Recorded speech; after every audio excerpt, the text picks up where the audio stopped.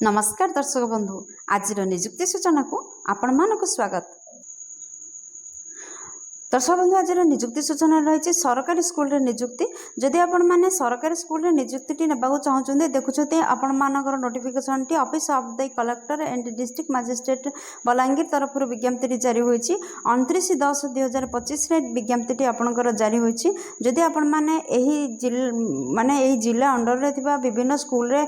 PGT TGT किंबा PET किंबा संस्कृत किंबा हिंदी टीचर भाव में निजुक्ति नेबा पई चाहउछंती ताहाले देखंतु केउ स्कूल सरकारी विद्यालय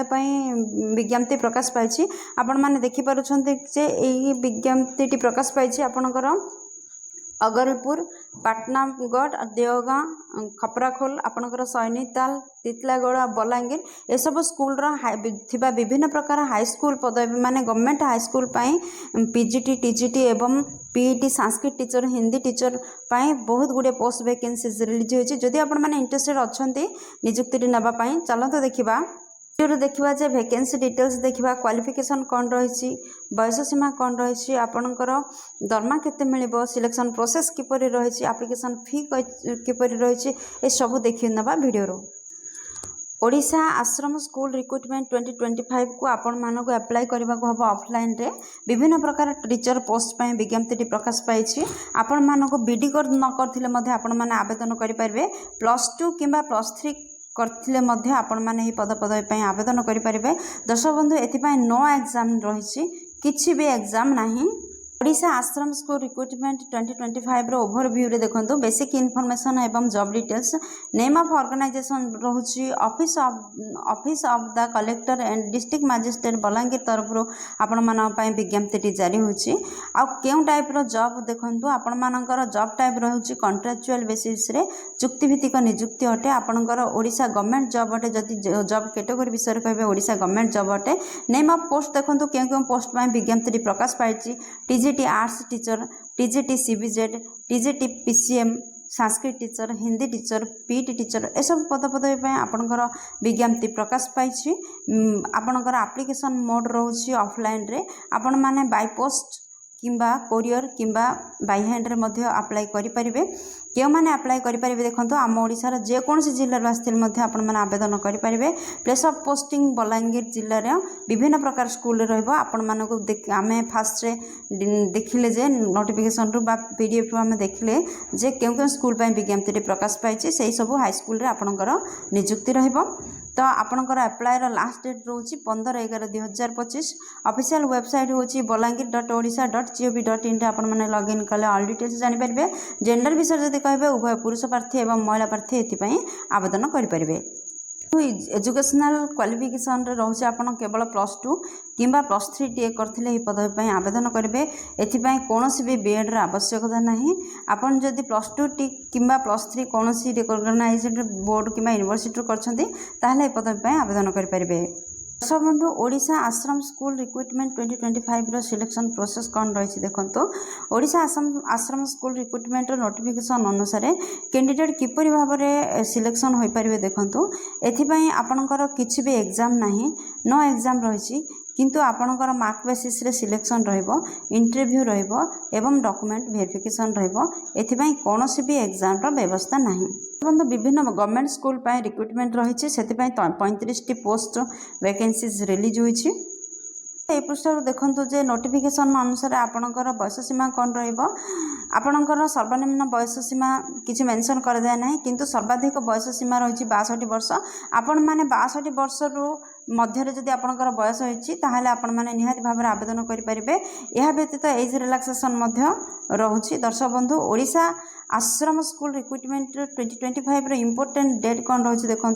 अप्लाई आपण मानकर स्टार्ट होईछि 29 अक्टोबर 2025 रु आपणकर लास्ट डेट रोज 15 नवेम्बर 2025 पर्यंत। दर्शक बंधु ओडिशा आश्रम स्कूल रिक्रुटमेंट 2025 रो एप्लिकेशन फी कौन रही आपण जदि जनरल ईडब्ल्यूएस ओबीसी कैंडिडेट अटंती ताहाले आपण माने फ्री रे आवेदन करि परिबे। आपण जदि एसटी एससी पीडब्ल्यूडी ताहाले मध्ये आपण माने फ्री रे आवेदन करि परिबे।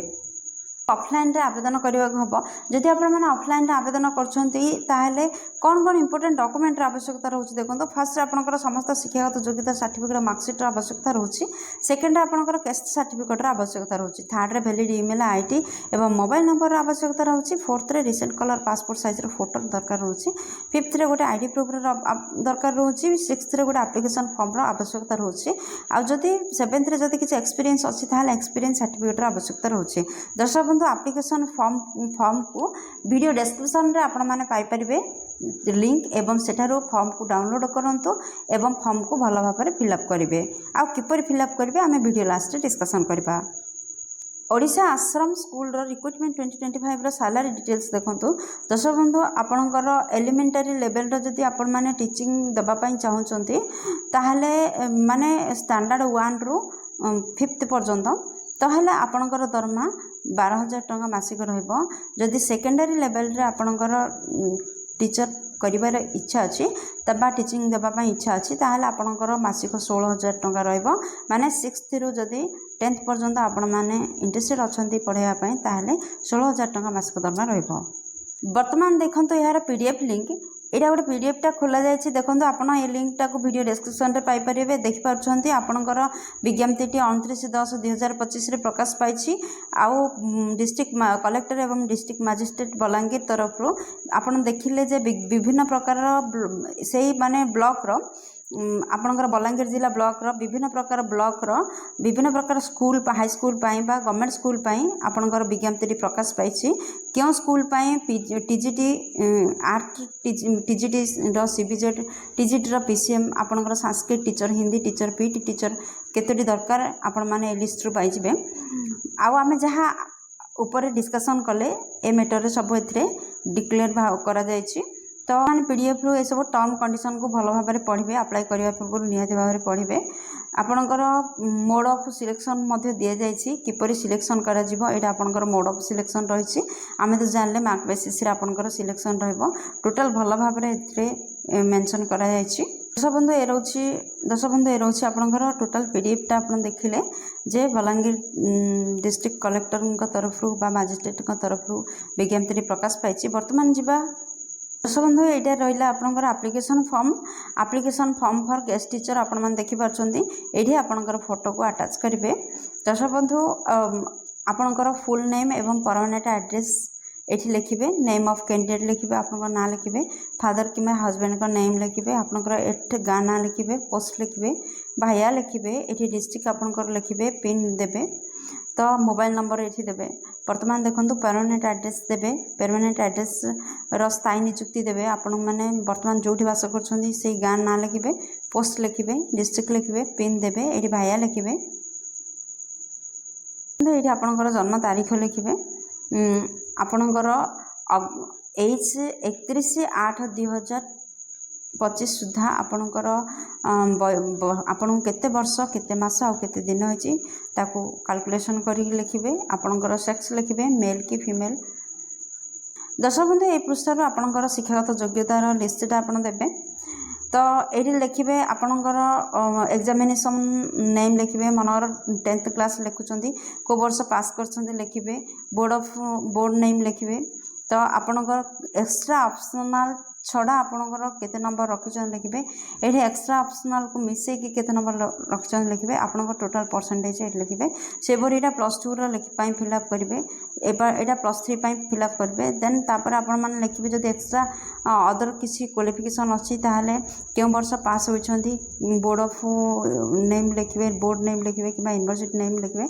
तो एक्स्ट्रा ऑप्शनल सहित आपणकर मार्क केते सिक्योर परसेंट लिखिबे आ एक्स्ट्रा ऑप्शनल को छाड़ी कि आपणकर मार्क केते रहिछ लिखिए और आपंकर परसेंटेज लिखिए यहपरि भाव में आपण मैंने फिलअप करेंगे तो वर्तमान देखूँ ये सब लाइन गोटे देती आपको भल भाव में पढ़े परंतु भल भाव में फिलअप करूँ एवं आम जो सब डॉक्यूमेंट कथा ऊपर आलोचना कले से सब डॉक्यूमेंट को जेरॉक्स कॉपी को आपण मैंने एथिरे अटैच करूँ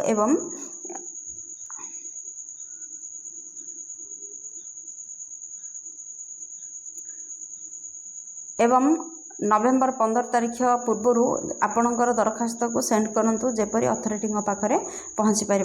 दर्शक बंधु ये वीडियो रिलेटेड जदि किसी भी लिंक दरकार ताहले वीडियो डिस्क्रिप्शन आप पाइबे।